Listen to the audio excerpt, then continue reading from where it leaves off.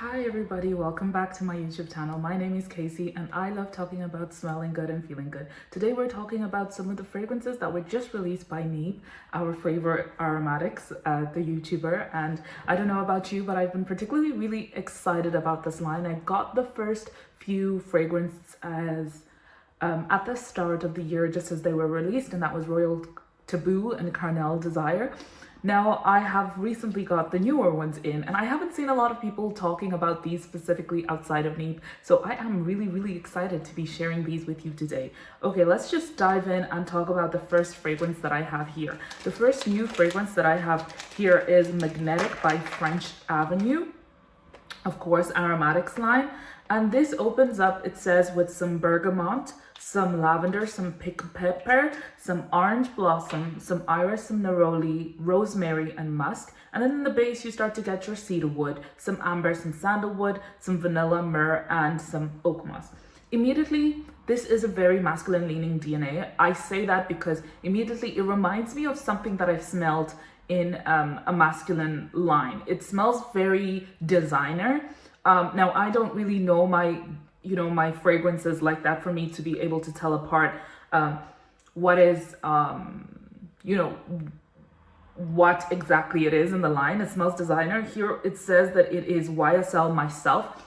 I do have a rendition of that in my collection actually by Orientica, and that one is a much more palatable unisex version, but this I definitely feel gives off that barbershop smell. Okay, let's just break it down straight into the notes. So immediately when you get that lavender, the lavender is the loudest note in here, guys. I have to say lavender does not sit well with me. It reminds me of soap and barbershop sometimes when it's done really strongly, and that's exactly what they did here. They have some lavender, some rosemary, which adds to that lavender, and to me it's that amber that comes in the bottom, and the myrrh. And then you can kind of start to sense the oak moss. Now, as it is kind of like playing around in the air, it's kind of getting sweeter slowly, but I do not want to lie to anybody that if you are a person who loves traditionally feminine leaning fragrances, this is going to be like your barbershop lavender, green kind of rosemary, Davana. Imagine all of those notes in your head.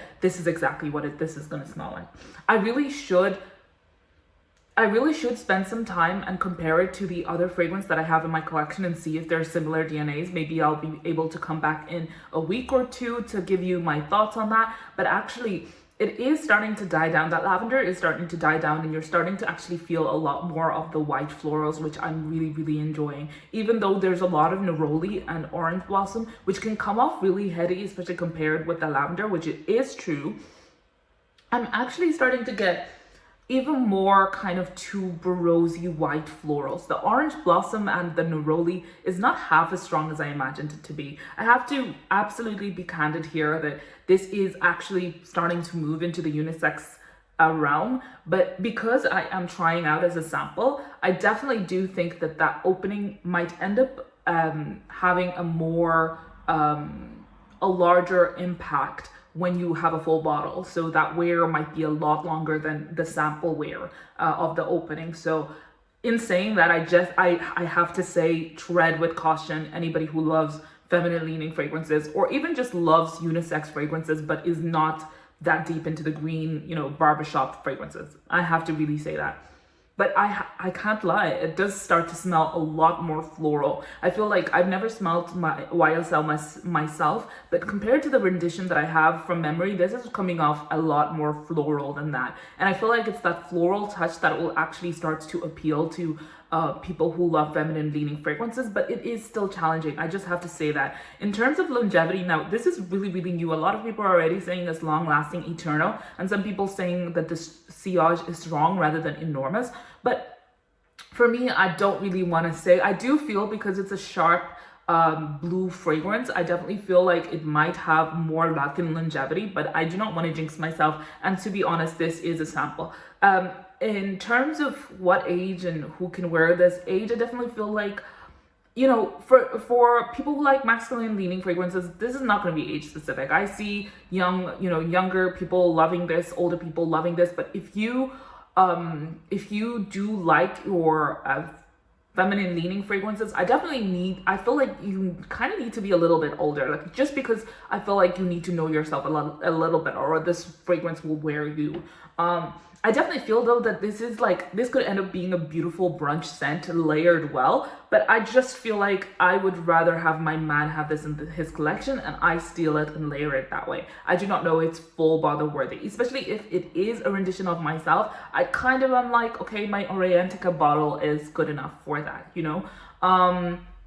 Okay, let's go on to the next fragrance, which is Platine Blanc. I have to say, a lot of people have been hyping this up, and I actually was quite excited. I'm pretty sure I have tried this already before I came in, so this is a first impressions because I haven't properly worn it, but this will still be, I kind of know already what I think about this fragrance. Okay, so it opens up with some mint, some lime, some tonic water, and some lemon. And then in the middle notes, you have some blackcurrant, rosemary, and jasmine. And then in the base, you start to have some musk, some sandalwood, some ambergris, and some oak moss.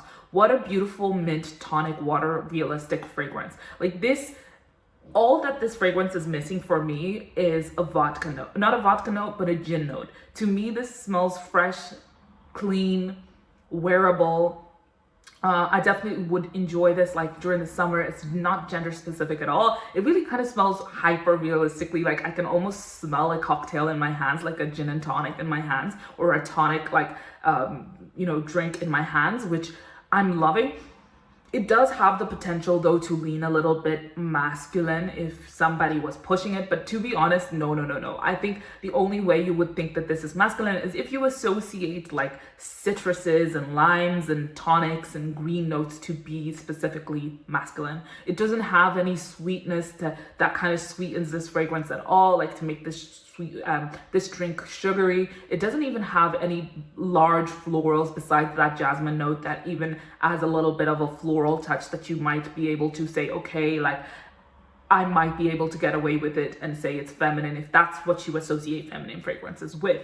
But this for me really is like slap bang in the middle. I really love this. Now I have heard and watched all the videos of Neeb talking about how he created this fragrance and how that mint note was really difficult to actually bring out. And I have to say this was a beautiful way of bringing it out. I do see some fragrances here in the bottom that are being said it's quite close to, like Torino 21 by Xerjoff, and I see a Vous Zingy by Paris Corner. To me, I haven't smelled those fragrances, so I really cannot compare, but to me this is a beautiful fragrance.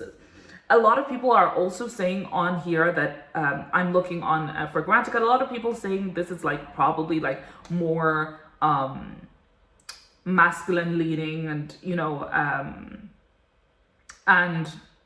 for performance it's long lasting and strong rather than enormous or eternal. So to me, I'm okay with that. I actually don't know if I would be wanting this fragrance to actually be beast mode. Whoa, did you ever think I would say that? To be honest, it might be because right now as I'm speaking, I'm just recovering from a migraine. So the other fragrance that I just tried, Magnetiq, kind of triggered that feeling. It's the jasmine that did that to me. But this fragrance is a little bit lighter, but at the moment, I kind of don't want it to be any harsher than it already is, especially if I'm going to be wearing it in the summer. I do feel like it's easy for fragrances to get heady or, cloying and just overwhelming during the summer. I feel like it's okay the way it is.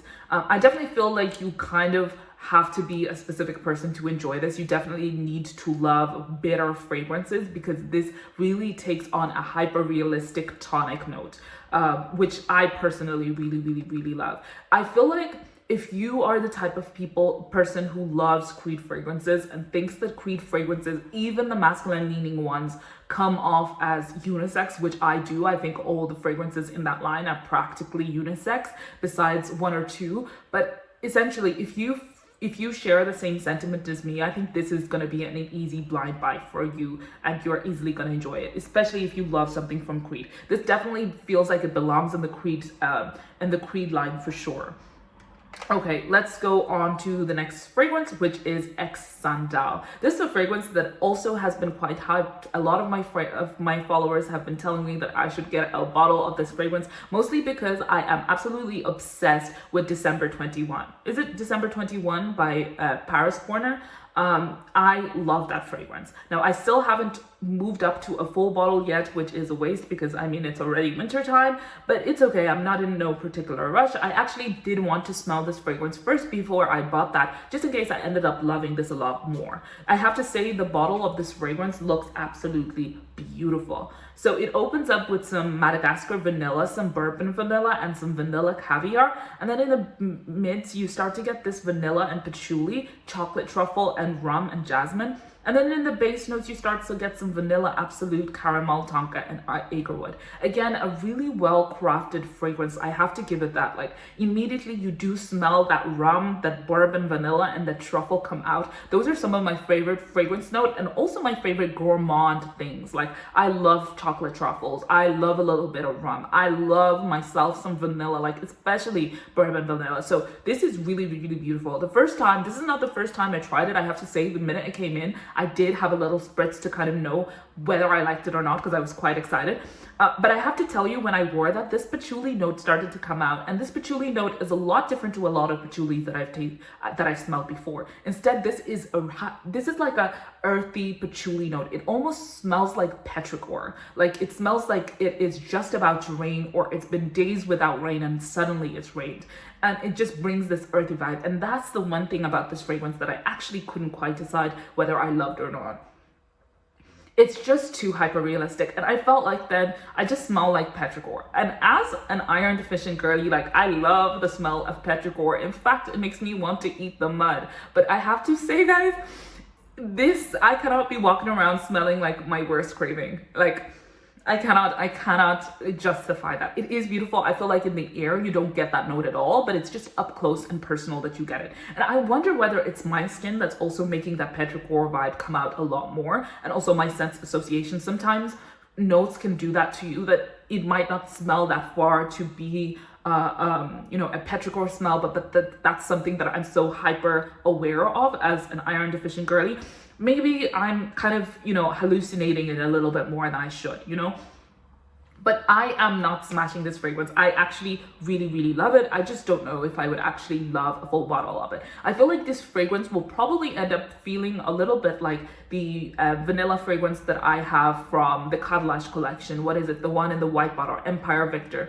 I got the original version of that before it got reformulated, and that is an oud inky fragrance. And I always say that while I love that bottle to bits, that fragrance I really find hard to wear because it's just not my vibe. Like, I feel like I do not have a place to wear it, and I'm just not used to it yet. I feel like this could easily be in that category. So in saying that, if I was still to pick, I would definitely still end up picking December 21, even though the patchouli note will be a little bit different. What I would love to know though is these two, December 21 and Xandal, mixed together. I feel like that's tea. I feel like that would be so beautiful. Like, yes, and yes. Let's see on longevity. People are saying this is eternal, which is different from December 21, which is actually long lasting to moderate. And then this sillage is enormous. That alone could convince me to get this fragrance. I feel like this fragrance is also quite unique, that you will smell different, but you will still smell familiar just because it still is a gourmand fragrance, isn't it? A lot of people saying that this fragrance is unisex leaning masculine. Really don't think that. I think this is straight bang in the middle unisex to me. It's like unisex in the same way that Baby Cat is unisex, like, it's very unisex to me. And that is it. A lot of people are also saying this is similar to Van by Rum by Lorenzo Pazzigalia. I always find it hard to say their name. But yeah, I have never smelled that fragrance. It's really interesting because the two fragrances that I'm talking about are supposed to be renditions of two different fragrances. So this one is Van by Rum, and the other one is vanilla patchouli. I think vanilla sugared patchouli by Kayali. Those are the two fragrances that they're taking inspiration from. Really interesting. Anyways, really interesting. Honestly, I need to sit on this one. It's not an immediate blind buy at all just yet. Is it blind buy safe? Definitely not. I have to say that. Not, blind buy safe, unisex. In terms of age, definitely you need to be a little bit older for this, maybe 25 and up, just because it's a little bit like that rum note can come off like a little bit like if you try to be too grown, but you can wear whatever you want. That's just my thoughts, but that's what I think. Next is Carnal Desire. This I've also had a taste of and had it for a long, long time. This is a raspberry, bergamot, cinnamon opening, and then it has some cotton candy, orris, rose, and then the base notes you have some leather, oud, cedarwood, patchouli, and vanilla. This fragrance kind of reminds me of two other fragrances that I absolutely love. This is a candy floss, sweet, not fruity oud. And that's something I've learned to love a lot. This reminds me of a fragrance that I have in my collection, Oud Al Hoyam. It's not the same at all, but they take on the same inspirations. And then second of all, it also is quite close to Cœur Infrarouge, which I also associate to be quite close to,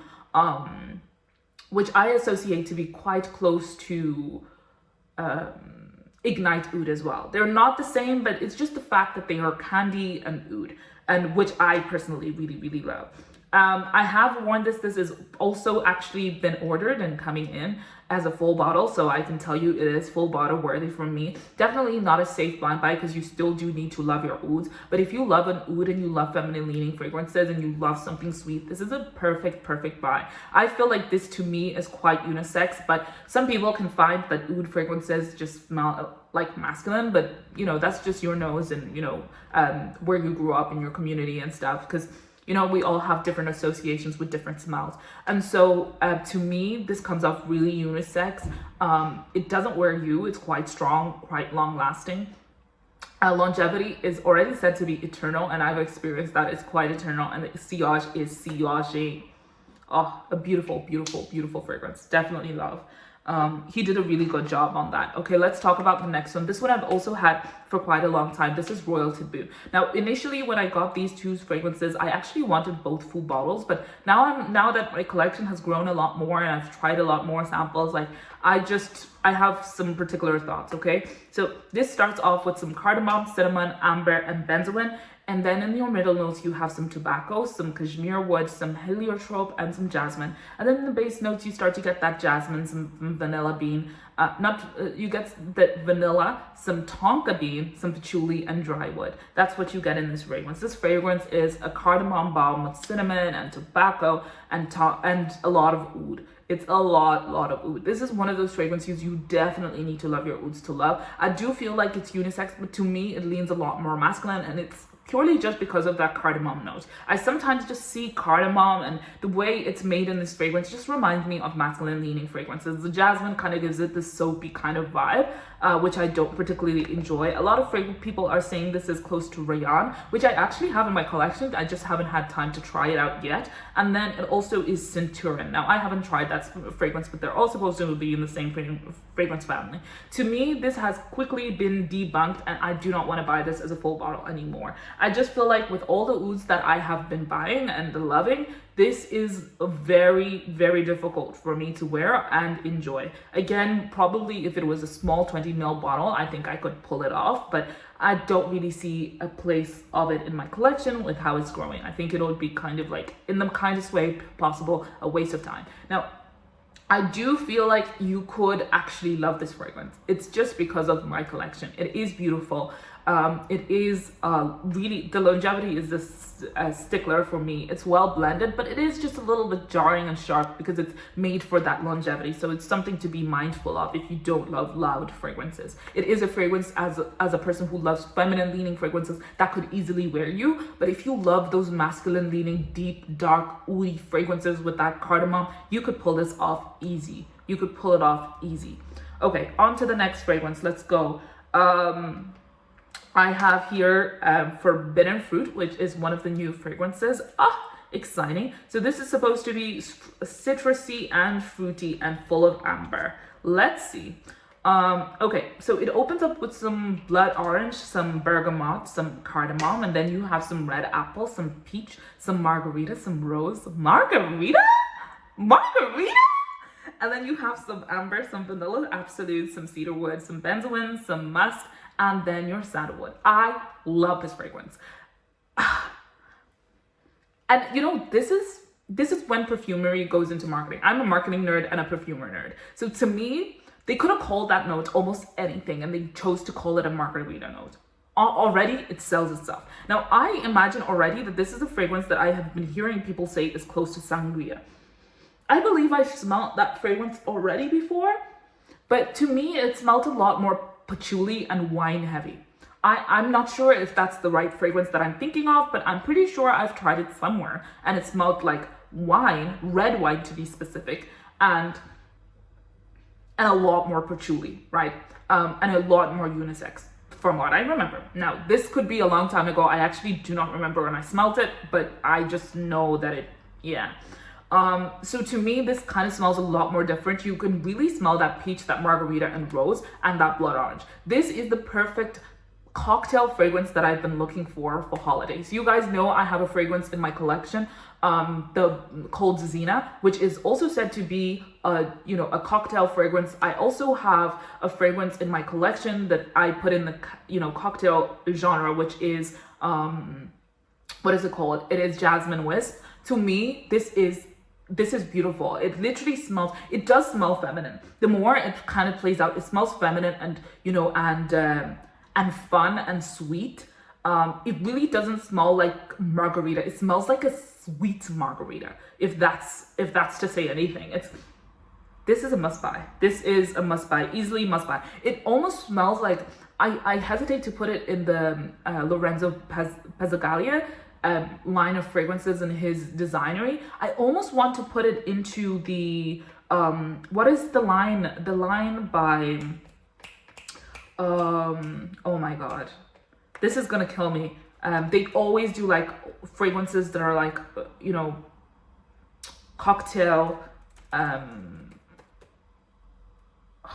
Okay, maybe I'll find it and I'll add it here, but for some reason it's going. But Simone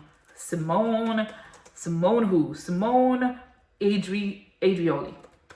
It feels like it's in that line of fragrances. And I love that line of fragrances. The longevity is insane in those fragrances. Now, I do not know about the longevity in this fragrance. I do feel like a lot of people might end up finding this to be just a little too feminine for their taste, but I do not think that should let you stop you from enjoying this fragrance. It's beautiful. It's actually really, really beautiful. It's that rose note, that margarita note that I love. And these sweet, sugary kind of vibe is beautiful, beautiful, beautiful. 10 out of 10 from me. Okay, on to the next fragrance. Now we're on to Tease Me. These all seem to be now the feminine, not the feminine versions, but the summer versions. This is supposed to smell fresh, spicy, citrus, green, and vanillic. Okay, so let's get in there. Okay, so you have some ginger, some lime, then you get some black tea, some hedione, some geranium, some cardamom, and then you get some tonka beans, some vanilla, some amber, some patchouli, and olive lemon. Immediately that spray went into my mouth. Again, this is like a beautiful summer cocktail fragrance. That black tea note is it's there, but it's not off-putting. Sometimes I really do not enjoy black tea notes in fragrances. I just find they end up kind of coming off as synthetic. This is not happening at all. This is actually supposed to be close to Imagination. Now, I have smelt a couple of renditions of their fragrance. I can almost say yes, it is in the Imagination line, but it is a very independent and unique take. I feel like this is a much sweeter take. Now, I haven't smelt Imagination at all. I've only smelt the renditions that have been coming in. Like, if Neve always says that the essence of the Blanc and the Marwa fragrances are quite close and the closest to that because of the tea note. And to me, I just found that tea note to be really strong. This is not at all here. I feel like it's almost as palatable as Dubai Night, but even not Dubai Night, just Dubai, by Al Haramain. But even that is a lot less sweeter. This is much more unisex and much, much sweeter. I feel like this is Imagination if it was made for a feminine audience. I really love it. I actually really, really love this take over any other one. I do have Azure by Orientica coming. That's also a rendition of that fragrance. But now I'm kind of regretting that I bought that bottle in the first place because I almost would rather have this fragrance in my collection. Okay. Last one. This one is sun-kissed. Okay, what we have here is some citrusy and woody and vanillic notes. Okay, so here it opens up with some pomelo, some bitter orange, some bergamot, and then you have some tea, some cream soda, and Aperol and cardamom, some cedarwood, some amber tonic, some vetiver, vanilla, and cashmere. And these fragrances are made for summer. And what I'm loving is that cream soda note. Again, it's something reminiscent of my growing up. I love cream soda fragrances, cream soda notes, and it is beautiful. It really smells like a cream soda with that strong Aperol spritz. I feel like this is more a Aperol spritz fragrance than it is a cream soda fragrance, and you can smell the tea that's adding a little bit of bitterness to that Aperol and that bitter orange. This is really, really beautiful. Again, more unisex, less sweet, perfect for people who don't love sweet fragrances. I feel like if you loved Platine Blanc, this is definitely also in your alley, because they're both kind of not sweet orientated, like more fresh, more citrus, more toned down. I feel like this is actually some fragrances that I actually desire. Now, a lot of people are already saying this is moderate and long, rather than long lasting, but I cannot say anything because I haven't tried them for that long. For age, I definitely feel like this is quite unisex. I feel like anybody could wear this. Like, I do feel like younger girls might not enjoy wearing this just because we tend to like a lot of sweeter fragrances. But if that's not, like, if you don't like sweeter fragrances, like, again, I said this is a perfect one. It's bitter rather than sweet. And that's something to think about and consider. And yeah, and to me, okay, just very quickly, I am seeing a lot of people say that it's close to Platine Blanc. I really don't think so. I think people are just associating the fact that it has a bitterness. They don't smell alike a lot at all. It's just that lack of bitterness and the fact that they're hyper-realistic summer fragrances. Now, I hope that you have found this useful. Let me know, do you like any of these fragrances? Have you tried them before? At first glance, do you already have an idea of what is full bottle worthy for you? Like I told you, I definitely have my favorites here. I definitely feel like Platine Blanc, Sun-Kissed, Tease Me, and Forbidden Fruit are definitely must-buys for me, and also Carnal Desire, and Xandal I will still be thinking about, and Magnetiq, I feel like I will have no reason to buy this. So I hope that this has been super useful for you all. Until next time, bye.